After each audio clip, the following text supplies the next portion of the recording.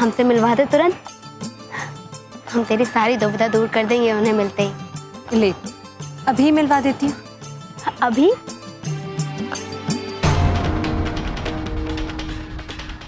तो वो साथ आए हैं क्या? हाँ, वो यहाँ तक आ गए सिर्फ मेरे लिए। बाजार में उनका कोई दोस्त मिल गया, इसलिए उनसे बातें करने लगे। अरे वाह, हमें तो लगा नहीं था कि इतनी जल्दी दर्शन हो जाएंगे तेरे कृष्ण कन्हैया के।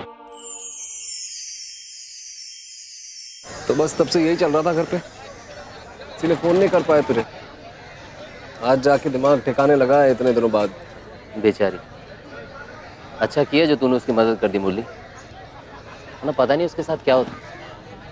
लेकिन तेरे घर वाले, उनको कोई समस्या नहीं हुई इसके आने से? हुई यार, पहले तो घर वाले तैयार नहीं थे उन्हें रखने के लिए। बड़ी मुश्किल से माँ बाबू जी को समझाया, फिर माने वो।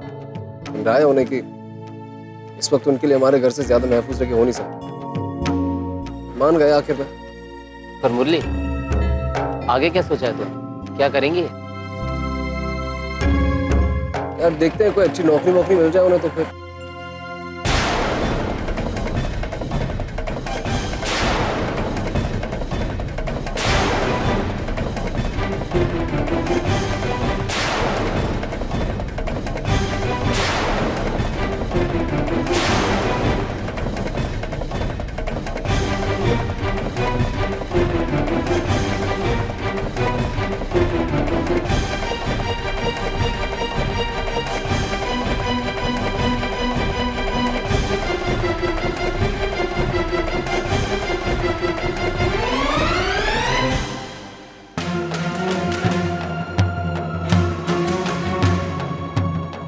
अच्छा चलो, अब दर्शन का समय हो गया है।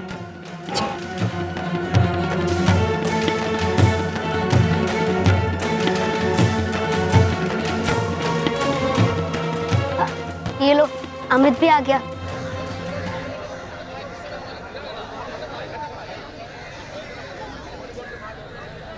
सुधा, इससे मिलो।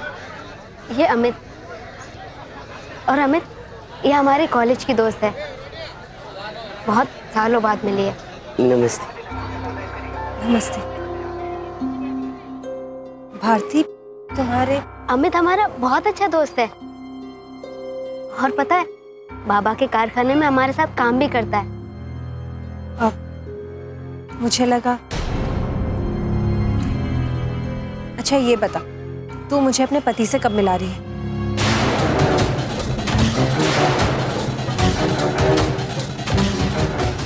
और तूने अपने साथ क्यों नहीं ले आई?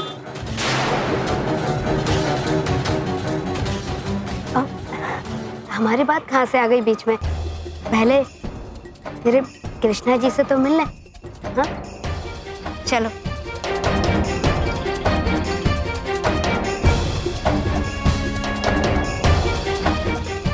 कहाँ है? गली के उस पार होंगे, शायद उस चौराहे के पास। चलो तो फिर वहीं तक चलते हैं। तो फिर मैं भी अपनी स्कूटी ऐसे ही ढकेल के लेके चलता हूँ।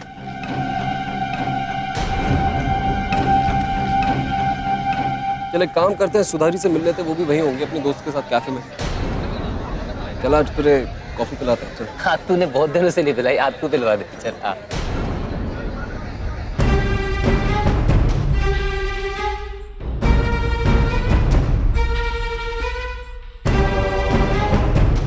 भारती, क्या हुआ? भारती जी, वो हमें रास्ते में चौराहे पर मुरली जी मिले थे, वो भी उनके किसी दोस्त के साथ। शायद हम उस तरफ ही जा रहे हैं। क्या फर्क पड़ता है, अब एक शहर में रहते हैं तो कहीं ना कहीं तो दिखेंगे ही ना। क्या हुआ भारती, कौन दिखेगा? अब कोई नहीं, वो हम अमित से कह रहे थे कि सही से चलाए, नहीं तो कोई ठोकर मार के ना चला जाए।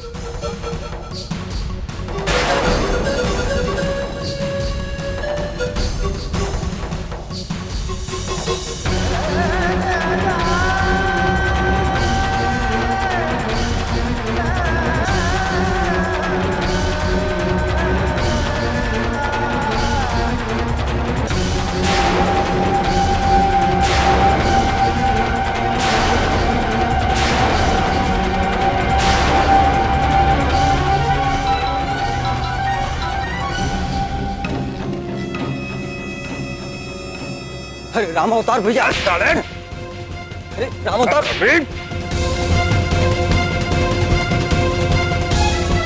अरे राम अवतार भैया, आपने क्यों तकलीफ किया? मुझे बुला लिए होते। तूने तकलीफ दी साले, तूने पैसे वापस करने की नीयत नहीं दिखती थारी। साले मारे से बेईमानी करेगा, मारे से।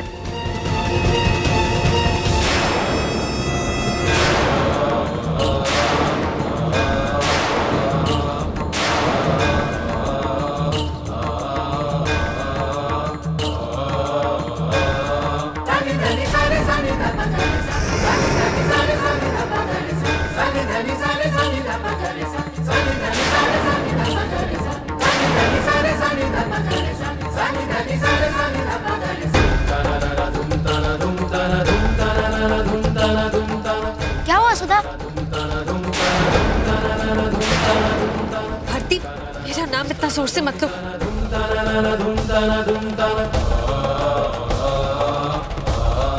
भारती कहाँ चली गई? तो छुप क्यों रही है? वो मेरा पति है, राम अवतार। वो देख।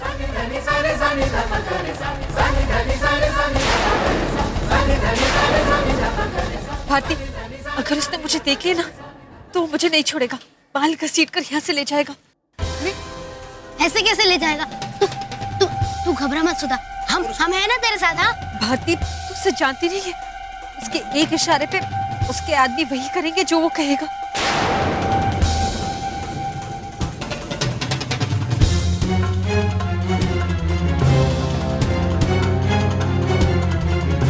अमित,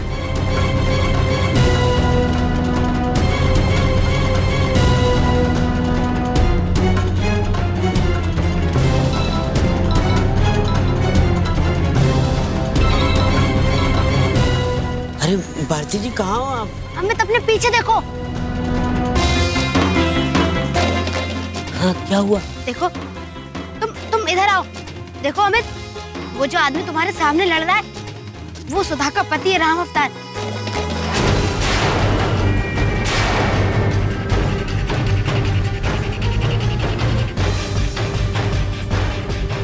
ठीक है।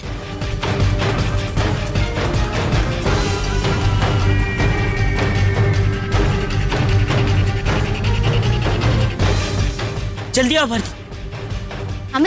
अमित तुम सुधा को लेकर जाओ। आज शाम तक हमारे पास पैसा ना पहुंचा ना तो अपने इस दुकान को भूल जाइयो, हारे को भी उठा लूंगा मैं ऐसे, समझ गया? ऐसा मत कीजिए भैया, अरे भरोसा कीजिए, भरोसा।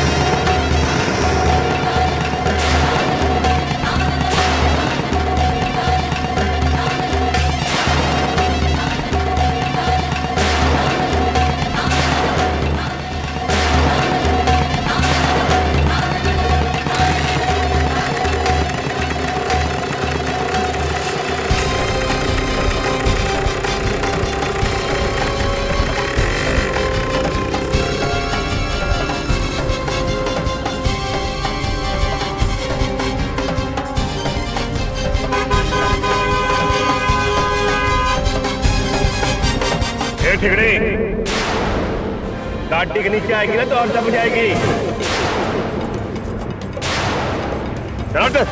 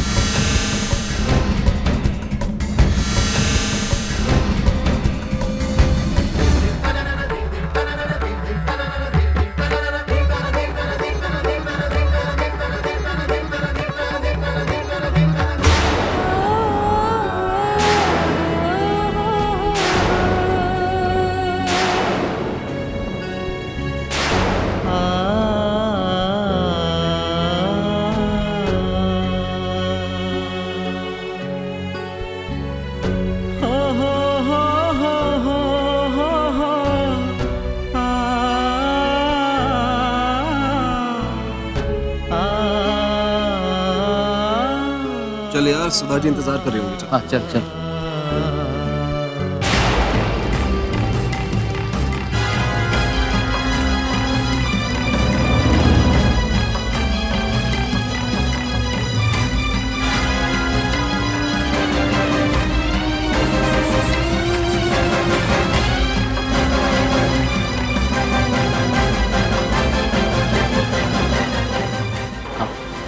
यार यहाँ तो नहीं दिखाई दे रही।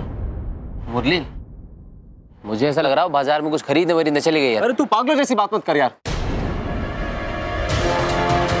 इस हालत में वैसी लापरवाही नहीं दिखा सकती। चल बाहर चल के देखते हैं।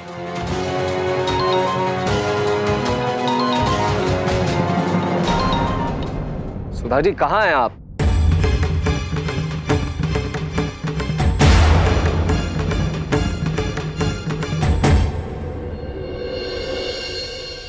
फेंक फेंक फेंक। अरे वो देखो। कहाँ पे? हाँ। अरे यार तू बेईमानी करता है बहुत। तू तो है ना इतना बड़ा हो गया, ऐसा लगता है तेरे छोटी छोटी मूंछें निकल आई हैं। अरे मेरी छोड़ो, आप तो अभी भी बड़े नहीं हुए हो डमरू भैया। अबे मेरा दुश्मन आएगा तू।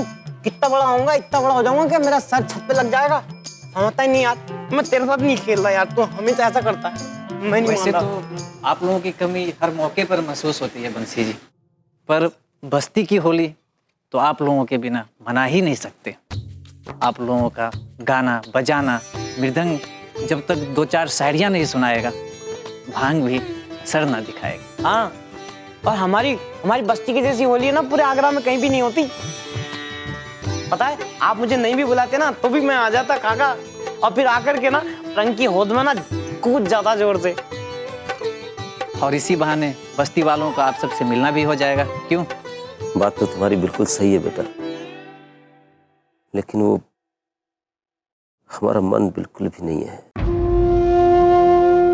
और फिर हमारी तबीयत भी थोड़ी ढीली सी है। आप लोग तो अच्छी तरह से जानते हैं जो कुछ भी हमारे साथ हुआ है। अभी हम मुरली और वीना का दुख पूरी तरह से भुला भी नहीं पाए। अरे इसीलिए तो आप सबको वहां बुला रहे हैं भाभी जी। तीज त्योहार तो होते ही इसीलिए हैं कि आदमी अपने जीवन के दुख तकलीफों को भुलाकर खुश हो जाए उस दिन। क्यों बंसी जी, गलत कह रहा हूं मैं? अरे इतना सोच का रहे हैं, बस आ जाइए। अगर आप सब कुछ भुलाकर खुश होकर घर नहीं गए तो अगले साल से भांग बंद होली पे।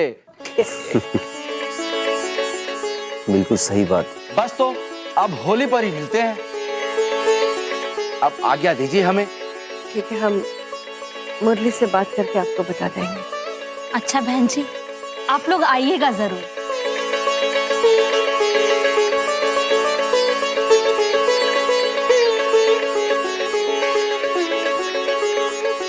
चाचा जी, मैं जरूर आऊंगा, कोई आए ना आए।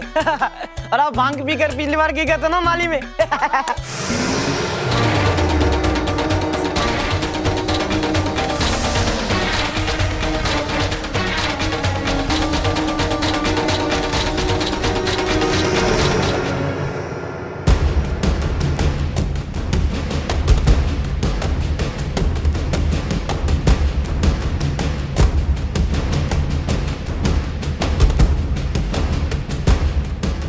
अमित, क्या हुआ? सुधा कहाँ है? मैं और सुधा जी स्कूटी पे जा रहे थे तो सुधा जी ने कहा कि हमारा ऐसे साथ जाना ठीक नहीं होगा। लोगों में बात होगी और कहीं गलती से उनके पति या उसके आदमियों ने हमें देख लिया तो बहुत खतरा है। मैंने उनको ऑटो में बैठा दिया और फिर मैं स्कूटर पर उनके ऑटो के पीछे घर तक जाने वाला था, पर सिग्नल पे ऑटो किधर चला गया और बाद में मिला ही नहीं। उसके बाद मेरे पास उनका कोई नंबर भी नहीं था, नहीं तो फोन करके पूछ सकता था कि वो कहाँ है। इसलिए मैं यहाँ वापस आ गया। आपके पास उनका कोई फ़ोन नंबर है तो पूछ लीजिए कि वो घर पे पहुँची या नहीं। हाँ हाँ।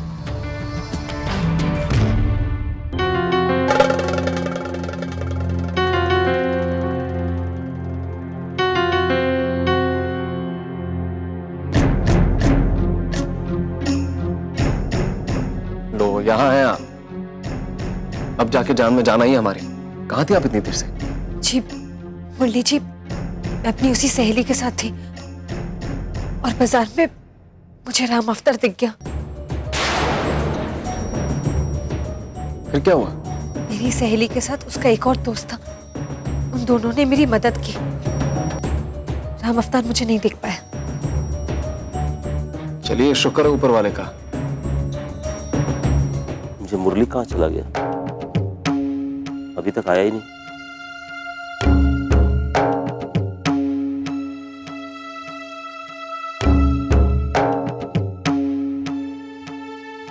भौजी, मुरली आ गया, सुधा भी आई।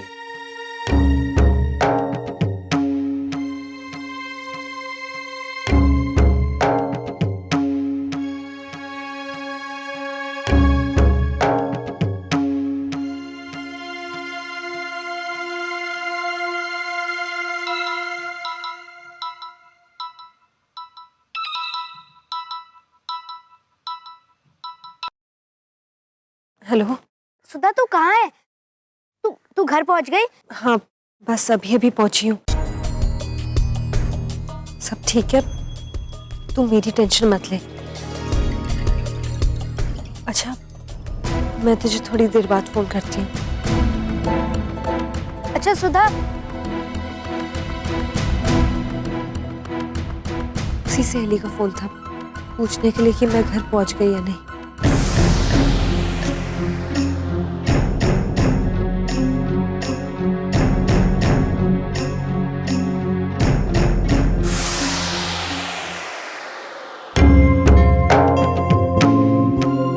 क्या हुआ भारती जी? अमित, अपने पति को देखकर इतना डर दिख रहा था सुधा के चेहरे पर, और उसने हमें बताया ना भी होता तब भी उस वक्त उसके चेहरे को देखकर हम ये समझ जाते कि किसी यातना से गुजरी है वो। अगर वो उसका मददगार उसकी मदद नहीं करता, क्या जिंदगी भर ऐसे ही रहती वो? नहीं रहती भारती जी, क्योंकि भगवान सबको सुख दुख तौल के देते हैं। और अब तो वैसे भी सुधा जी उस जिंदगी से बाहर आ ही गई हैं, है ना?